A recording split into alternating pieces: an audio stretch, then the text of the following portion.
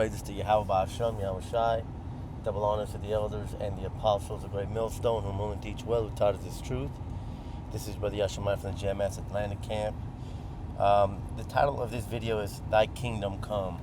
And the purpose of this video is because as we see things popping off, as the brothers, the elders, and the apostles have been saying, January is starting off as a very strong month. And even when it comes to like doing trades, like when it comes to like the financial market, there are certain aspects, certain months, certain key points that give you an idea of the rhythm to come. And so January is the rhythm that is being set by January shows us that we are in for a hell of a year.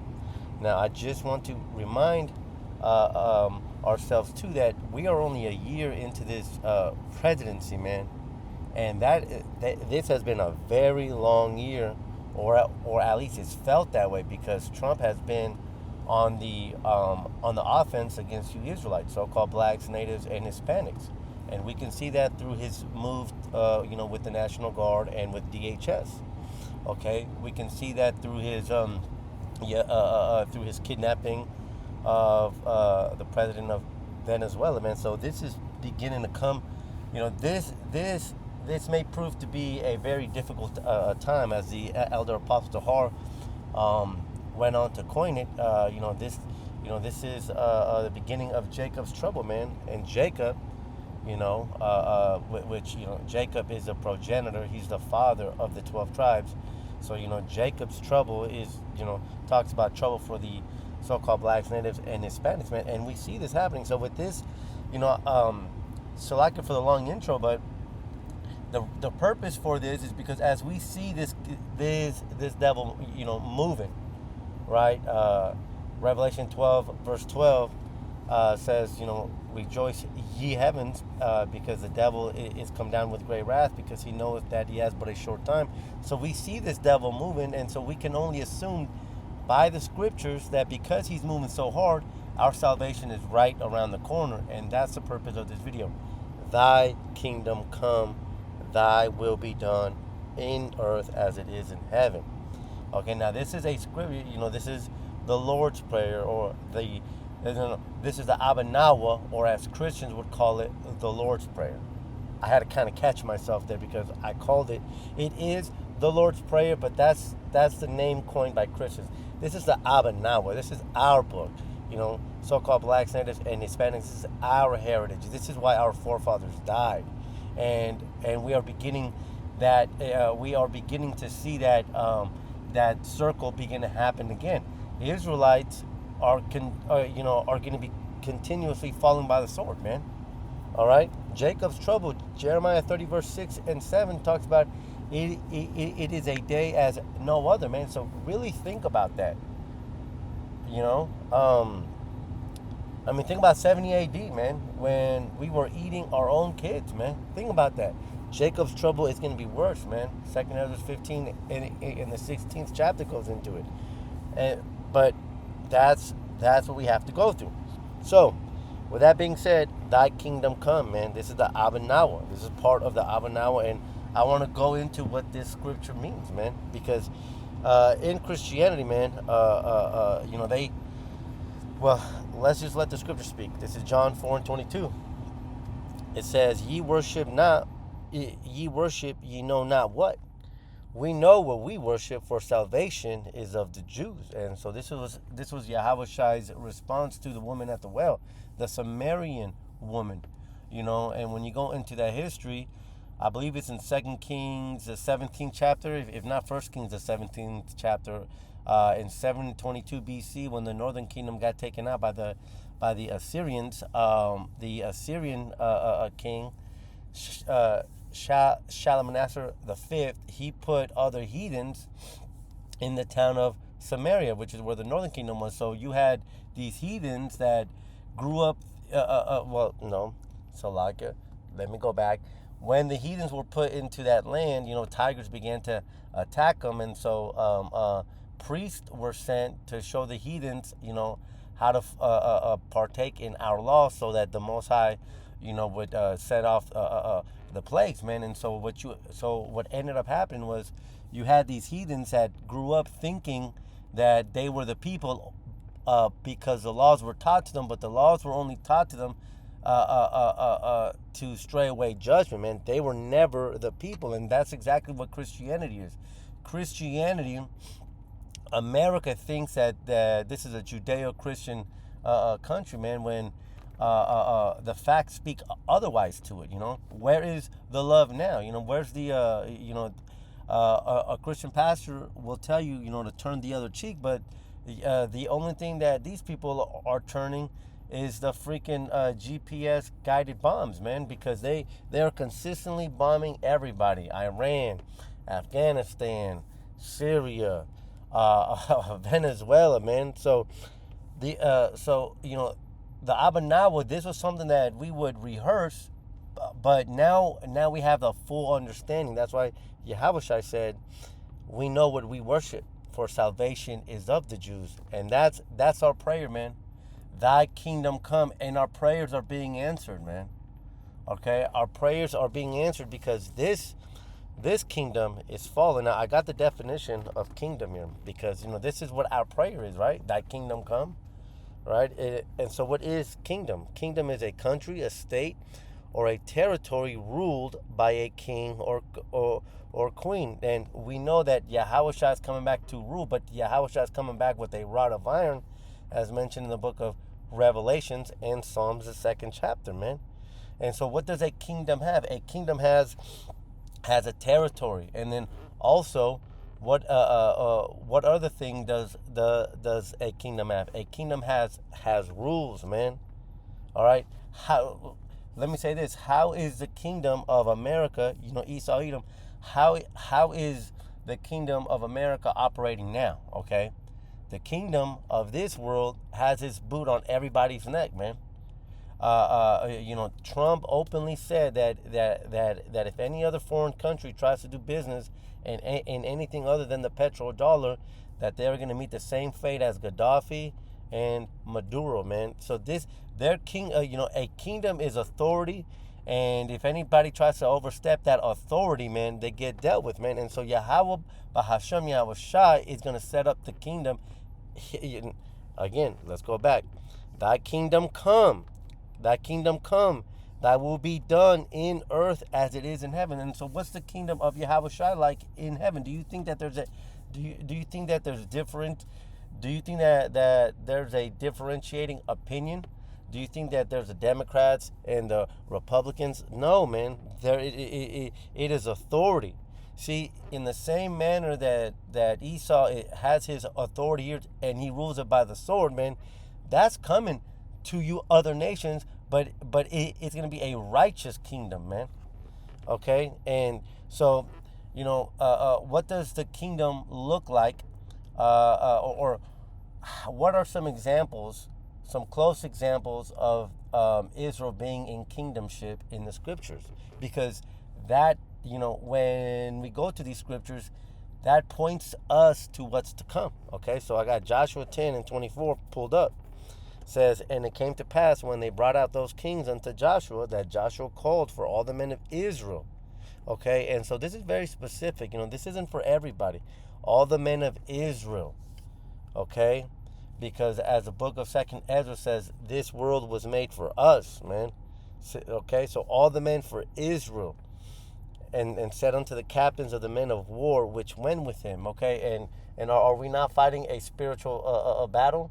Does not it say in the book of Ephesians that the weapons of our warfare are not carnal but spiritual, by the pulling down of strongholds? We are those men of war. Doesn't the book of I believe it's 2 Timothy says, thou therefore endure toughness as a soldier for Hamashiach? We are those men of war, man. We are the ones going out there warning our people, like it says in Isaiah 58 verse 1, man. So we are those men of war here. It says, which were with him, come near, put your feet upon the necks of these kings. And they came near and put their feet upon the necks of them. So what do we have here? We have Joshua taking the kings out of the land, right? so that Israel can get their inheritance, man. And is that not what's going on here?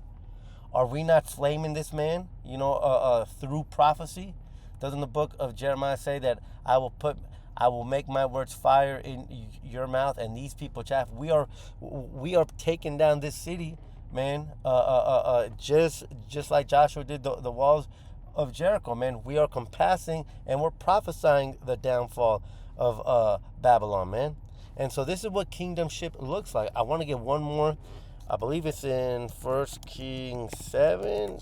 I always get it. No. It might be 7. It might be 7. No, or 17. I'm always off by 1.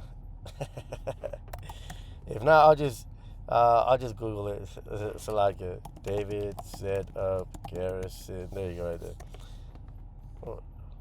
2 Samuel. I'm tripping. Salakia. 2 Samuel 8, verse 14, it says, so this is David, all right, after he conquered his enemies, right? And again, the reason that I'm bringing these precepts up is to show you what does kingdomship look like, because that's the prayer, right? Thy kingdom come. So these are previous examples of kingdoms, of kingdomship for Israel.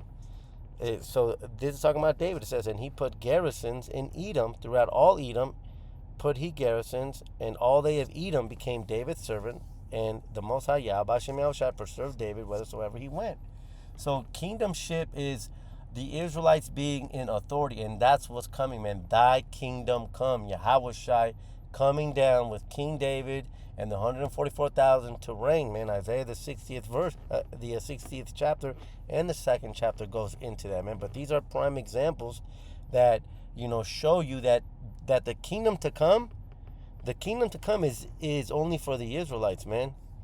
And that kingdom to come is going to be set up through violence, man. Just as America was set up through violence. Yahweh Hashem Yahushua is coming down with violence, man. Amos 5 verse 19 says, woe unto you that desire the day of the Most High. To what end is it of you? The day of Yahweh Hashem Yahushua is a dark day, man. It says, this is Revelation 19, verse 11, going into that. It says, and I saw heaven open, and behold, a white horse, and he that sat upon him was called Faithful and True. And we know that this is Yahushua. And in righteousness he does judge and make war. And, Joel, the 2nd chapter goes into that, man. It talks about the war being waged. Revelations, the 12th chapter, talks about the war in heaven, man. This is Yahushua. 2nd Ezra, the 13th chapter. We can't forget about that. This is Yahweh Hashem, Yahushua coming down here and making war with these devils and taking them out, man. Yahushua is that stone cut without hands mentioned in Daniel 7, man. Daniel 2. The stone that took down that statue, man. All right, so this his kingdom to come, man, it's going to be set up, but as is meant. Matter of fact, let's get this here right here, because I was going to quote Isaiah the 63rd chapter, but Revelation 19 and 13 goes into that too.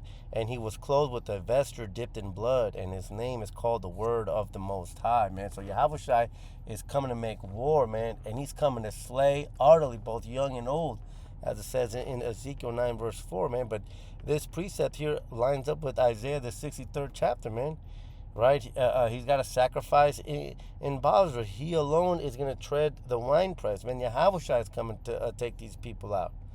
Okay, so we got that part here. Thy kingdom come. So we've established what kingdomship is. Thy will be done in earth. And so now let's get into that. What is the will of Yahweh Hashem, Yahushua? Isaiah, the 14th chapter goes into it. It says, for Yahweh Hashem Yahushua will have mercy on Jacob. See, this is his will, man. His will isn't to have rich Edomites that have been our captors, to go into a bigger white mansion, man. That's not the will of Yahweh Hashem Yahushua. For the Yahweh Hashem Yahushua will have mercy on who? On Jacob, and will yet choose Israel. There's no other nations here, man. And set them in their own land, and strangers shall be joined with them. Now, who are those strangers? Those strangers are the Israelite foreigners, because Deuteronomy, the 28th chapter, talked about that we would be scattered from one end of the world unto the other. Jeremiah, the 33rd chapter, goes into how he would gather us from the different isles. Why? Because we were scattered, man. Those strangers is the Israelite foreigners, right? Which we get a good example of this in Revelations, the 7th chapter. Those are Israelite foreigners. Those are not other heathen nations. Those are Israelite foreigners that look like the other heathen nations, because the scriptures say that we are a speckled bird, right? And that word speckled bird, that definition is variegated. And when you go into that word, it talks about different colors, man. So Israel has been scattered, and we are different hues. We look different, but our bloodline, according to your fathers, Numbers 1, the 14th verse, dictates that we are Israelites, man. So it says, and they shall cleave to the house of Jacob. Now this is his will. And the people shall take them and bring them to their place, and the house of Israel shall possess them in the land of Yahweh, B'Shem Yahushai, for servants and handmaids. This is the will of Yahweh, B'Shem Yahushai. And they shall take them captives, whose captives they were, and they shall rule over their oppressors. This is the will, man. This is the true will of Yahweh, B'Shem Yahushai, man. Okay? And, for those people say, no, well, everybody's, America's going to continue. No, America's not going to continue. Matthew 6 and 24, no man can serve two masters. This place has to fall. For these people, for these Christians trying to say that they're going to, pray for America, pray for Trump. No, you cannot serve two masters, man. And that's what Christianity is, man. That's why Christianity is a pagan doctrine, man, because they will tell you that they believe the Bible, but then they'll go and sin 144 different ways from Sunday, man. No man can serve two masters, man. Esau has to fall, for either he will hate the one and love the other. And these people have chosen Esau, Edom, and a perfect example is, look at the Trump Bible, man. He put his name on it. Doesn't the scripture say that if any man should add unto this, that he should be punished, man? And these people signed off on it, man. They dapped that man up and said, yeah, this is the way, man. And so, you know what? That is the way for you, man, because you are the son of perdition, man. You are the seed of the son of perdition. It says, or else he will hold to one and despise the other. You cannot serve the Most High and Mammon. I think that was a point, man. Bringing it, Revelation 21, verse 1 says, and I saw a new heaven and a new earth, for the first heaven and the first earth was passed away, and there was no more sea. And so when you go into the word here, matter of fact, I'll just go ahead and get that. When you go into the word new heaven, new earth, you're not talking about a new one. It's not talking about a brand new earth. No, because when you go into that word in the Greek, that word is kainos. Okay, it says recently made, refreshed.